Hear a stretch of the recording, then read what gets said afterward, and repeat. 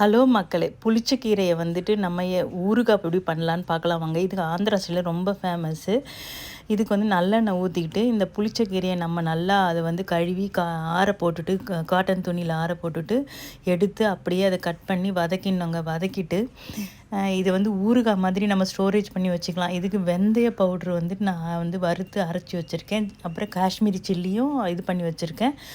அப்புறம் இங்கே பாருங்கள், அந்த வறுத்து கொஞ்சம் சுருங்கின உடனே அதில் வந்து அந்த 1/2 ஸ்பூன் வெந்தயத்தூளும் 2 ஸ்பூன் மிளகாத்தூளும் அந்த காஷ்மீரி சில்லியும் பூண்டும் போட்டு அதையும் சேர்த்து கொஞ்சம் வதக்கிட்டு அப்படியே எடுத்து அரைக்க வேண்டியது தான். இதுதான் ஊறுகாய். இதை ஸ்டோரேஜ் பண்ணி நம்ம வருஷக்கணக்காக வச்சு சாப்பிட்லாம்.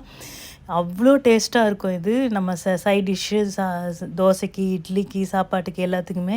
இங்கே பாருங்கள், இதை எண்ணெய் ஊற்றி தாளிக்கிறேன். எண்ணெய் ஊற்றி தாளிச்சிட்டு 2 காஞ்ச மிளகா, கடுகு போட்டு தாளித்து அந்த எண்ணெய் சுண்டி கீழே வரும் பாருங்கள், அப்போ ஆஃப் பண்ணிடணும். இதுதான் ஊறுகாய். சூப்பராக